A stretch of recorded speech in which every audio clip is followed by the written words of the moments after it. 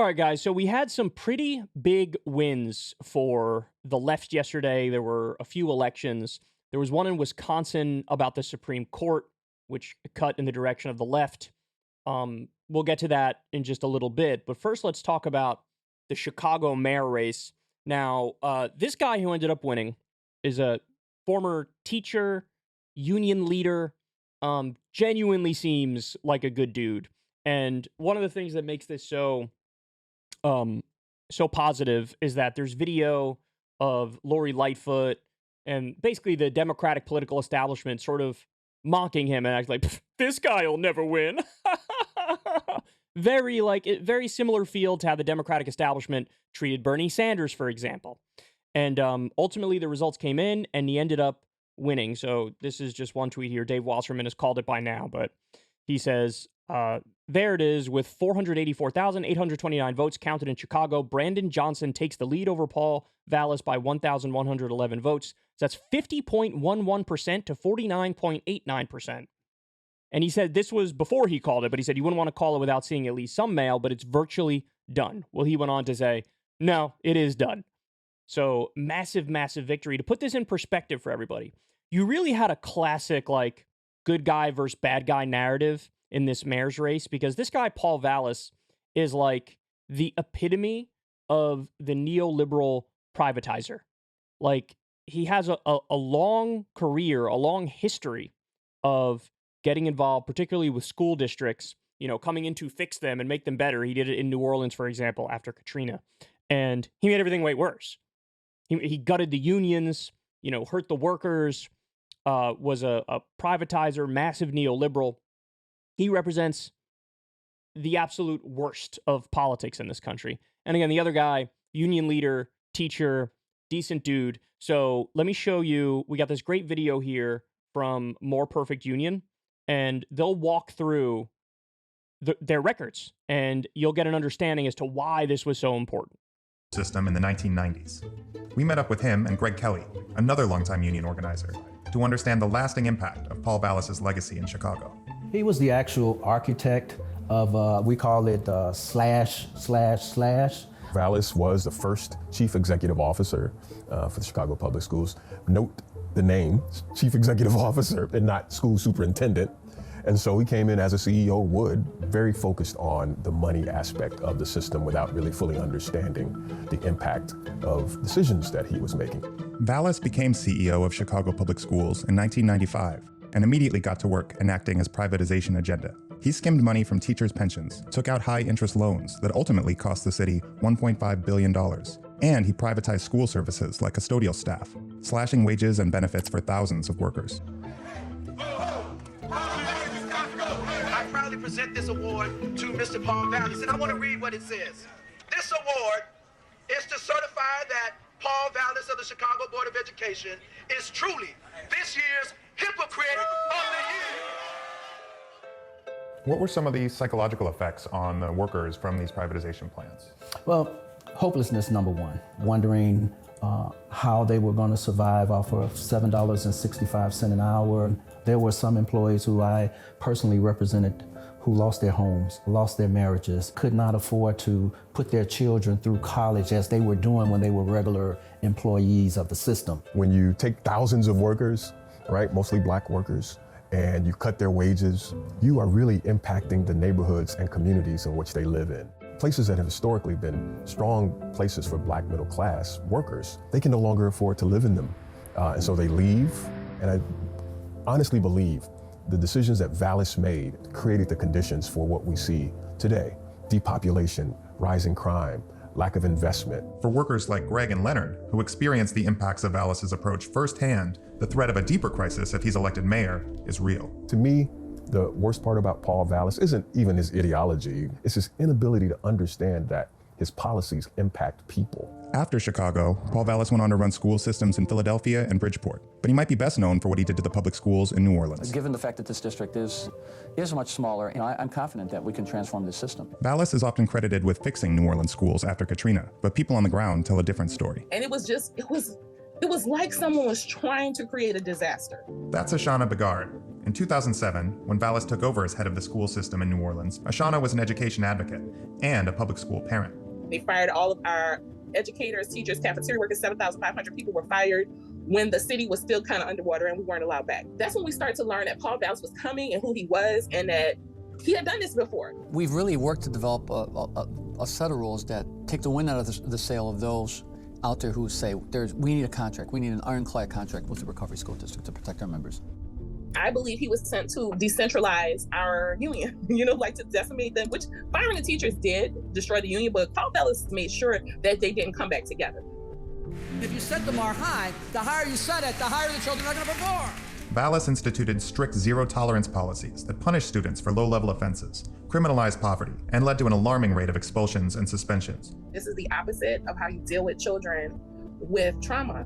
They've lost family members and friends, and their neighborhoods have been decimated. You're going to punish children for not having money. And I remember them pulling jackets off of first graders and kindergartners because it wasn't the school's jacket. The school's jacket was $60. And then you had children, if they wore the wrong color belt, will be suspended for 2 days. Just horrific, inhumane things. What do you think Chicago voters need to know about Paul Vallis ahead of this election? He is going to put his friends and them making money off the well-being of your entire city. I need you to know that. In this race, Vallis has aligned himself with far-right interests and billionaires, including Republican mega-donor Ken Griffin. Vallis also spoke at a fundraiser for Awake Illinois, which pushes homophobic and transphobic policies. For people like Greg Kelly, this last point is key to understanding the choice that voters will face in this election. My mom always told me you can learn a lot about people by who they hang out with, who their friends are, and just looking at Paul Vallis's friends lets me know that he hasn't changed. For decades, Chicago has been run by people who represent the corporate elite. But this moment could offer a real break with that past. Well, thank you and good afternoon. As the next mayor of the city of Chicago,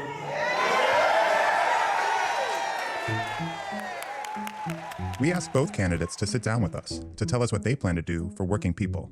Vallis did not respond, so we sat down with Brandon Johnson after an event on housing policy at Harmony Community Church. Paul Vallis has never seen a dollar that he wasn't willing to spend 3 times. There's a clear contrast between his view of the world, of privatization, running budgets into the ground, versus someone like me who comes from the working class, where we can't afford to play around with our budgets like that, right? If anything goes wrong in a working class family, and I can tell you because I grew up in one, there's 10 of us with 1 bathroom. My father was a public employee, worked hard, had a couple other jobs just to make the ends meet. Nothing could go wrong. Brandon Johnson was a public school teacher in Chicago and later became an organizer with the Chicago Teachers Union, where he protested school closings and fought for an elected school board. In 2018, Johnson was first elected Cook County Commissioner. teaching at Jenner Academy really shifted my politics. Yep. Yeah. Because there were students who showed up every single day, even when the city wouldn't show up for them. And you need a mayor who's willing to show up for you every single day. Because it is a matter of life and death, you all. That's right. It is a matter of life and death. No matter where you live in the city, you get to have what you deserve. And what our people deserve is real economic justice. The safest cities in America all have one thing in common: they invest in people. We are in a position now where we can literally repair the damage that he caused in the 90s, while also building towards a better, stronger city that is built off of the ideas and the hopes of working people. Ultimately, voters want to know who has a track record of standing with working people and who is willing to fight for them once in office. The voices of working people will no longer be ignored, and the interests of those who have tried to separate us and divide us, we are going to dismantle and disrupt that structure and usher in something beautiful, something dynamic, and something that's full of love. My name is Brandon Johnson. On April 4th, you all know we all approve these men. So, by the way, apparently up to, I think it was 1,000 cops were like, if this guy, Brandon Johnson, wins, then we're quitting. Which is kind of astonishing if you think about it. I mean, you want to talk about election interference, right? Like, this is your job. This is your job. And if the wrong person, according to you, wins the election, you're going to revolt. You're going to throw a tantrum like a little baby. I mean, this isn't even over any specific issue. They're just like, man, we don't like this guy. Well, as many people were saying on Twitter, let's go Brandon. And it turns out Brandon Johnson won. Definitely a positive result. And then the other positive result, guys, the Wisconsin Supreme Court flipped to a liberal majority. So here's what happened. It was a conservative majority. And this court was super duper yikesy. Here's why. It is the only state Supreme Court in the country that actually entertained any of Donald Trump's bogus, stop the steal, rigged election cases.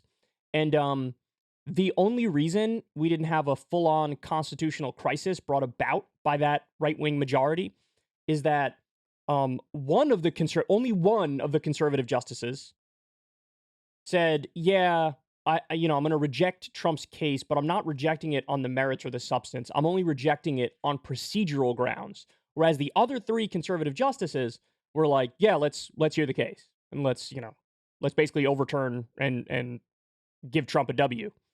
And so very, very extremist court. So now the liberals took the majority. By the way, this is a huge, huge victory for the pro-choice side because now you're going to have Wisconsin be less aggressively anti-abortion. And this is voters clearly speaking out on that front and clearly siding with the pro-choice side in a similar way to Kansas. Remember in Kansas, they had a direct vote on the issue of abortion rights, and Kansas is deep red, and they voted for abortion rights. So that's another big deal. And the other thing is they're going to redraw the congressional maps now. And there's only the slimmest majority for Republicans in Wisconsin. And they can redraw those maps and make it much more likely that, Democrats do better, which, of course, is going to impact the House of Representatives. So, I mean, look, it's a big deal. And, people are pointing out if this is a sign of things to come, then looks like we may have hit a tipping point. People are fed up. And it's a total backlash against the Republicans. But more importantly, and this is really highlighted in the Brandon Johnson race, there's also a total rebuke of corporate Democrats, the corrupt business as usual establishment Democrats. And by the way, if the case went the other way, we all know what would have happened. If it went to Paul Vallis in Chicago, they would have been like, the massive rebuke of the left. So unpopular. And this is a massive rebuke of rising crime. Left doesn't have the answers. They'd build a narrative around it. But now that the lefty won, it's going to be crickets. Nobody's going to build a narrative in mainstream media. They're going to act like it's a fluke that he won. Well, I mean, go ahead and grapple with the fact that the liberals won on the Wisconsin Supreme Court and the more left candidate won in the Chicago mayor's race. They're not even going to grapple with it, though. Like I'm saying, grapple with it. They're not even going to mention it. They're just going to, gloss over it and not draw any major conclusions from it, even though perhaps they should. So there you have it. 2 big wins for the left. Soak it in, man. Soak it in, because you guys know usually being on the left means perpetual loss, but now we have some justice, and it feels good. If you want to see me and Crystal Ball interview legends like Noam Chomsky, Cornel West, and more, subscribe to Crystal, Kyle, and Friends on Substack. $5 a month gets you the video version a day early. Remember, we take 0 ad dollars for this podcast. Or you can sign up on Substack for free and get the audio version a day later. Link in the video description box below.